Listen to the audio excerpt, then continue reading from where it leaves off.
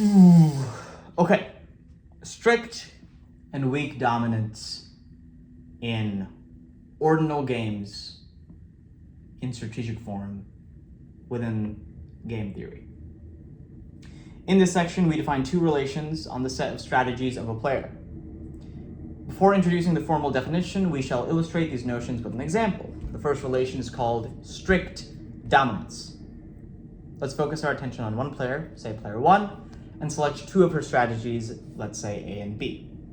We say that A strictly dominates B if, for every possible strategy profile of the other players, strategy A of player 1 in conjunction with the strategy selected by the other players yields a payoff for player 1 which is greater than the payoff associated with strategy B in conjunction with the strategy selected by the other players. For example, consider the following two-player game where only the payoffs of player 1 are shown. We have a little matrix, player 1 on the y-axis and player 2 on the x-axis. Player 1 has options A, B, C, or D, and player 2 has options E, F, and G. Here we're seeing only the payoffs of player 1. In this game, for player 1, strategy A strictly dominates strategy B. If player 2 selects E, then A in conjunction with E gives player 1 a payoff of 3, while B in conjunction with E gives her only a payoff of 2. If player 1 selects F, or rather if player 2 selects F, then A in conjunction with F gives player 1 a payoff of 2, while B in conjunction with F gives her, okay, amazing. Effectively, if player 1 is on the y-axis and you say, and you list out their strategies, let's say strategy A, strategy B, strategy C, and strategy D, you see if there's a payoff or what the payoff is when player 2 selects specific strategies, either E, F, or G. So the combination of strategy A from player 1 and strategy E from player 2 results in a payoff of 3 for player 1. The combination of A and F, 1 and 2, results in 2 for player 1. And A and G, 1 and 2, produces a payoff of 1. This is all if player 1 picks strategy A. If player 1 picks strategy B, we're seeing on this table that BE only gives off a payoff of 2 versus AE, which gives off 3 for player 1. BF gives only 1, whereas AF gave 2. And BG only gives nothing, it gives 0. Whereas AG gave 1. And so A is strictly dominant to B because A always gives a higher payoff than B does, no matter what player 2 plays. So it was always better to go with strategy A. Great. We also have that A strictly dominates D. DE is 2, DF is 0, and DG is 0. Great. However, it is not the case that B strictly dominates D because in conjunction with strategy E of player 2, B and D yield the same payoff for player 1. So if the payoff is the exact same, then it's not strictly dominant. That kind of makes sense, right?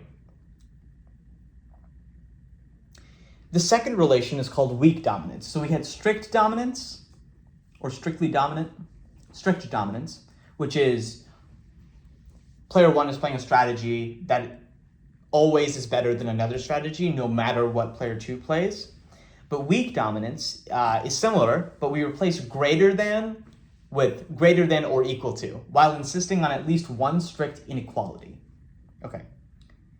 A weakly dominates B if, for every possible strategy profile of the other players, strategy A of player 1 in conjunction with the strategy selected by the other players yields a payoff for player 1 which is greater than or equal to the payoff associated with strategy B. Great. And furthermore, there's at least one strategy profile of the other player against which strategy A gives a larger payoff.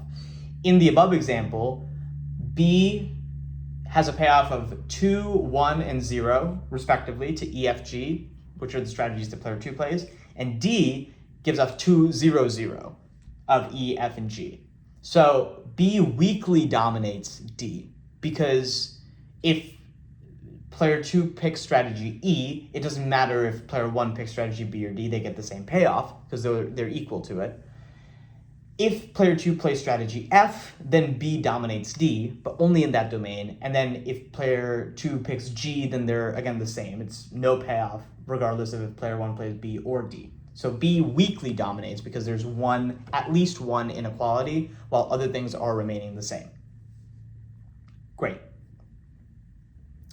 In order to give the definitions in full generality, we need to introduce some notation. Recall that S denotes the set of strategy profiles. That is, an element of lowercase s, of big case S, uppercase S, is an ordered list of strategies in that lowercase s is equal to strategy 1, strategy 2, all the way through strategy n, one for each player.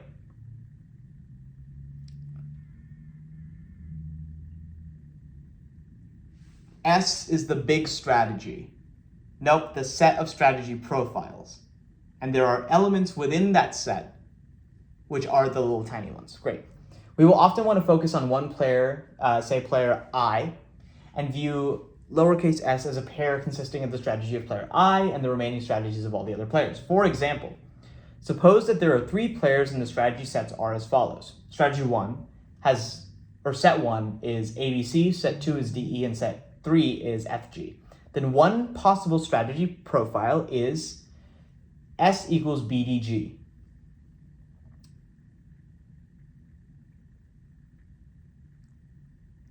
Great. Thus, S1 equals B, S2 equals D, and S3 equals G. If we focus on, say, player 2, then we will denote by S sub 2, the subprofile consisting of the strategies of the players other than 2.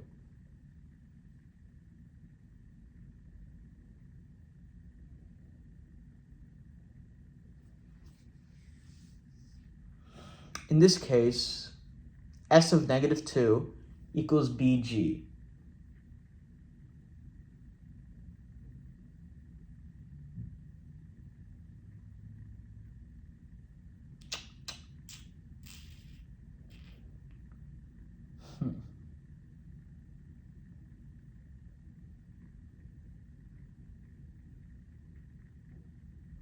Then we will denote by S of negative 2 the subprofile consisting of the strategies of the players other than 2.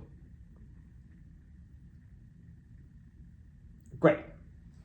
So strategy 2 has DE in it, but if we do S of negative 2, then it's all the possible strategies that we've talked about before, except for the second strategy. In this case, it's just BG. Since D was in the set of 2, of strategy set 2, we remove it because it's in the second one, because it's S of negative 2. Great. This gives us an alternative way of denoting S, namely as strategy 2 and strategy not 2. Okay, so negative is just a not. Oh, Jesus. Okay. And that is all of the set of possible strategies, basically saying it could be A and all the strategies that are not A. Yeah, okay, let's see where this goes. Continuing our example where S is equal to BDG, letting S of negative 2 equal BG, we can denote S also by D, which is strategy 2, or in the set of strategy 2, and S of negative 2, which is all the other strategies. And we can write the result of replacing player 2 strategy D with her strategy E in S by E of S of negative 2. Thus, D of S of negative 2 equals BDG, while E of S of negative 2 equals BEG.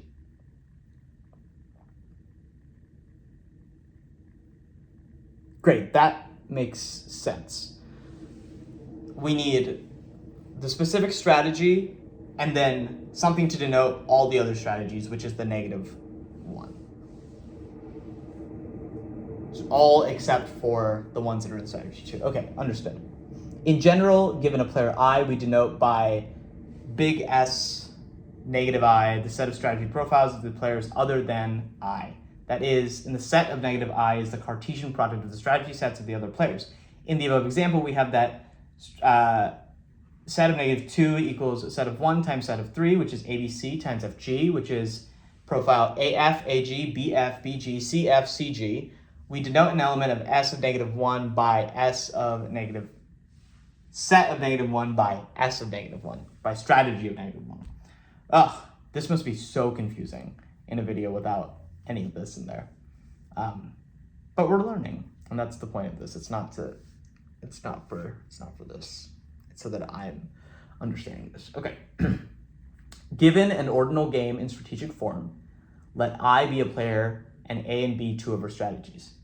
A, B within the set of all strategies for player I. We say that for player I, A strictly dominates B if in every situation A gives player I a payoff which is greater than the payoff that B gives.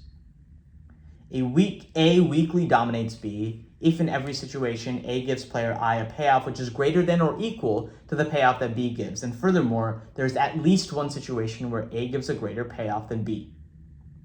A is equivalent to B if in every situation A and B give player I the same payoff. Great. And then there are formal equations. Man, they get confusing quick. They get convoluted quick.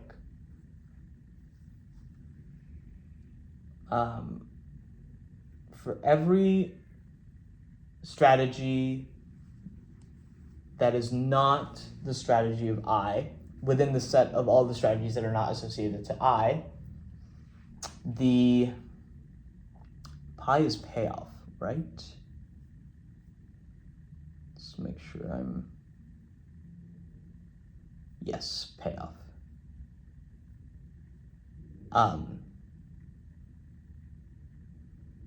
The payoff of player I is with strategy A and all strategies A and all strategies that are not player I strategies, so that in that case it's player 2 strategies, are greater than the payoff that strategy B and in that strategy B gives, regardless of all the other strategies.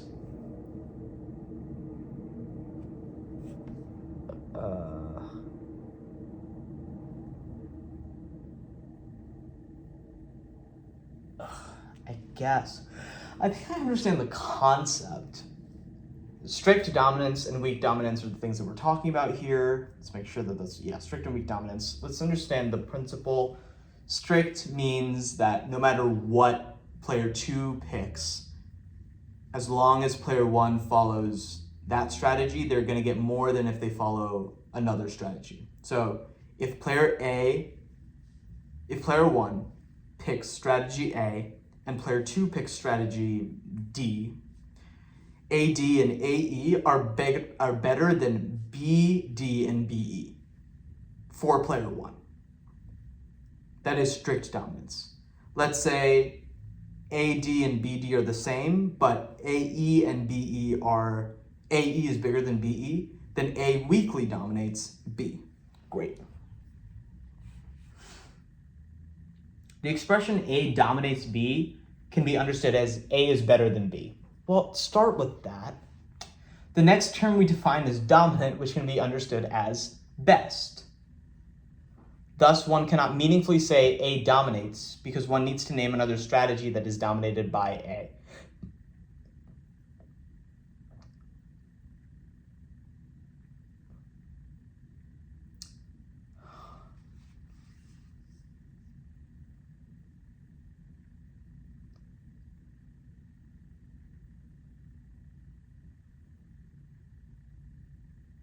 A dominates because one needs to name another strategy that is dominated by A. For example, one would have to say A dominates B. On the other hand, one can meaningfully say A is dominant because it is like saying A is best, which means A is better than every other strategy. A does not dominate.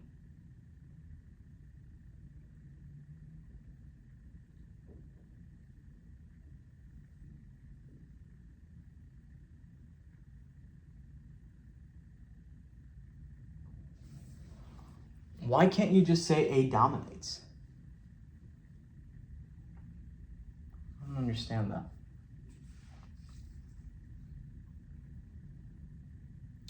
The expression A dominates B can be understood as A is better than B. Dominant is best, thus one cannot meaningfully say A dominates because one needs to name another strategy that is dominated by A. For example, one would have to say A dominates B. A actively dominates B. On the other hand, one can meaningfully say A is dominant because it is like saying A is best, which means that seems so pedantic. But okay, like, don't use the active verb, I guess.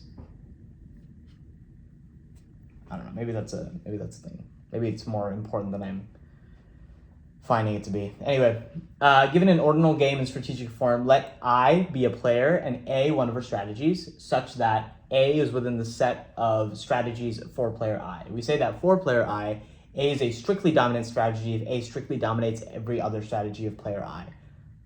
Sick. A is a weakly dominant strategy if for every other strategy X of player I, one of the following is true. Either 1, A weakly dominates X, or 2, A is equivalent to X.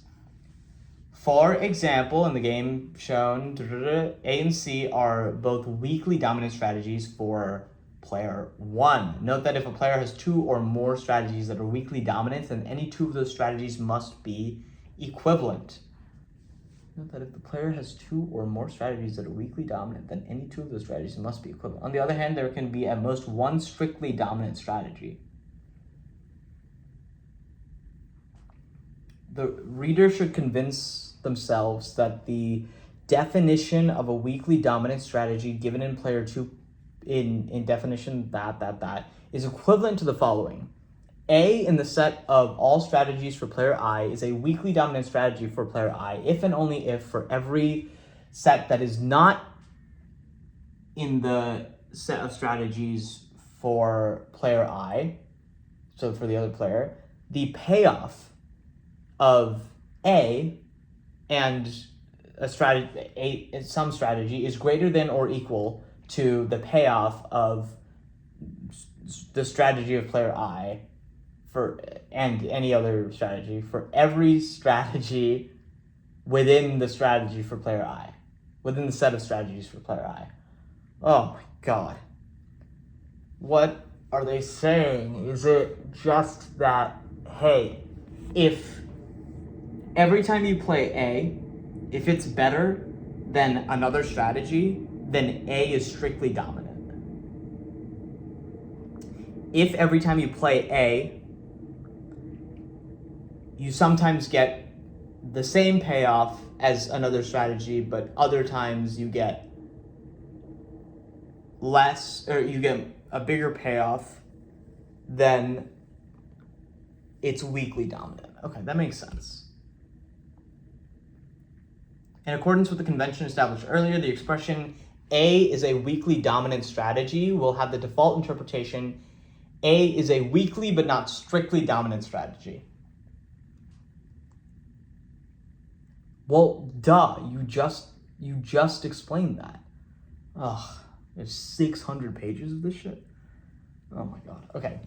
If you claim that for some player, strategy X is weakly or strictly dominated, then you ought to name another strategy of that player that dominates X. Saying X is dominated is akin to saying X is worse. Worse than what? Yeah, okay. We get it. Jesus. Given an ordinal game in strategic form, let S equal the set of strategies be a strategy profile. We say that S is a strict dominant strategy profile or a strict dominant strategy solution if for every player I, S of I is a strictly dominant strategy. Great. S is a weak dominant strategy profile or a weak dominant strategy solution if for every player I, the strategy of I is a weakly dominant strategy, and furthermore for at least one player J, the strategy for J is not a strictly dominant strategy. In the literature, the expression dominant strategy equilibrium is often used instead of dominant strategy profile, but the latter seems to be more appropriate. Well, then why is it used in the literature? Okay. If we refer to a strategy profile as a dominant strategy profile without qualifying it as weak or strict, then the default interpretation will be weak. Good to know. in the game of figure 2.6. Steal is a weakly dominant strategy for each player, and thus steal is a weak dominant strategy profile.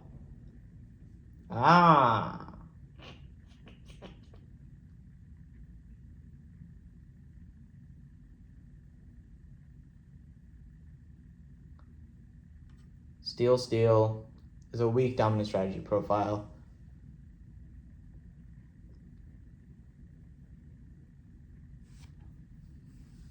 Because there's one that's equivalent, and thus it's not entirely dominant. Great.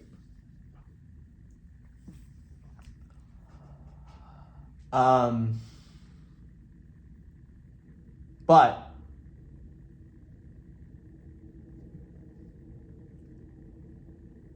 split is a strictly dominant strategy for player 1 in the other one, while steal is a weakly dominant strategy for player 2, and thus split steal is a weak dominant strategy profile.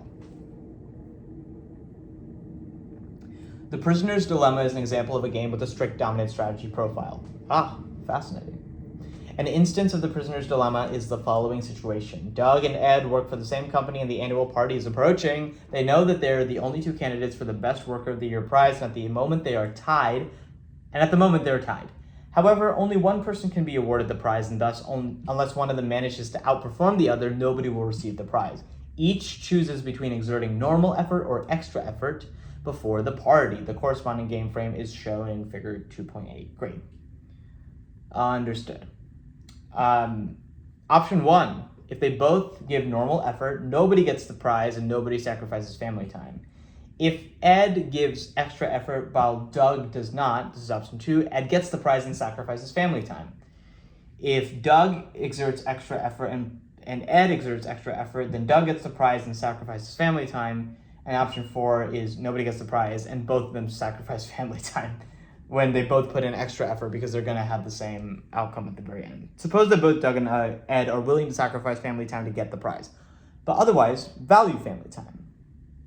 Furthermore, they are envious of each other in the sense that they prefer nobody getting the prize to the other person's getting the prize. Wow. Even at the personal cost of sacrificing family time. That is, the rankings are as follows. For Doug, option 3 is best. Option 3, which is Doug puts in extra effort, and Ed puts in normal amounts of effort. That way Doug gets the prize. Option 1, where neither of them give extra effort and neither of them sacrifice family time, but also neither of them get the prize. Option 4 is the third best, which is both of them put in extra time and sacrifice family time, but neither of them get the prize. And option 2, which is that Ed gets the prize. And it's the reverse for Ed. So basically they would rather nobody get the prize than the other person get the prize. And they care about family time. So if there's an option where they get the prize and they get the prize, but they have to sacrifice some family time, getting the prize and sacrificing family time are the exact same thing. So if they need to sacrifice some family time, they would prefer it, but they would prefer nobody get the prize than to sacrifice family time. I'm yawning. Jesus. Okay. Using utility functions with values from the set 0, 1, 2, 3, we can represent the game in reduced form as shown in figure 2.9. Great. In this game, exerting extra effort is a strictly dominant strategy for every player. Thus, extra effort is a strict dominant strategy profile. Because if they both give extra effort, and if they give extra effort, they have a chance to win the prize. And if they both give extra effort, then nobody wins the prize, but they gave the extra effort. Great. And nobody wins, and they would prefer that than the other person win. Given an ordinal game in strategic form, let O and O prime be two outcomes. We say that O is strictly Pareto superior. What the fuck does that mean? Is strictly Pareto superior to O prime if every player prefers O to O prime. That is, if O is preferable to player I than O prime for every player I.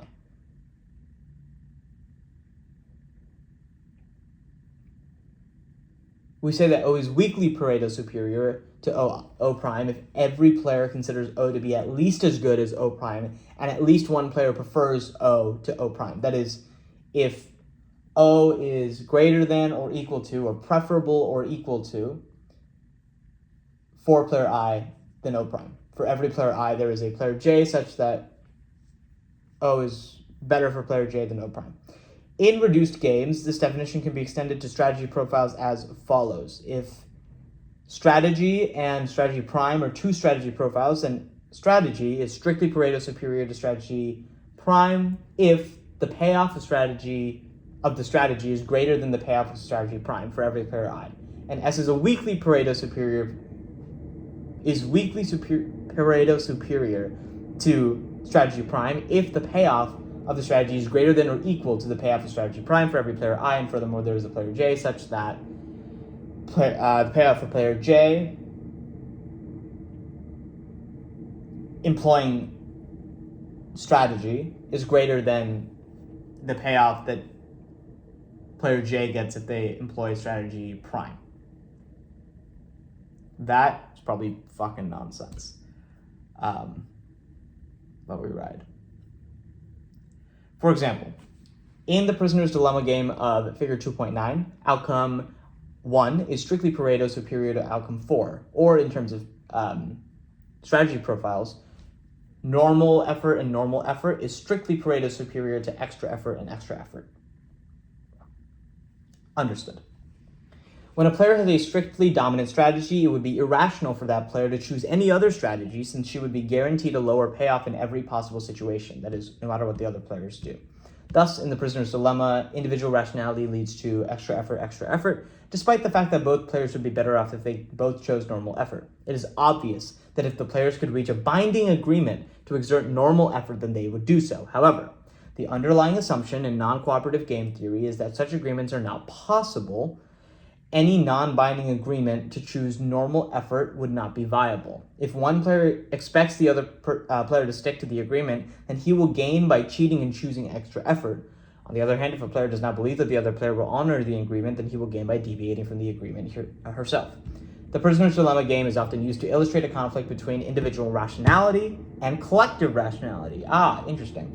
Extra effort is the individually rational profile, while normal effort would be the collectively rational one. Understood. Effectively, since you don't know what the other person is going to do, you should pick the strategy that gives you the bigger payoff. And if that strategy is to be selfish, then you pick that.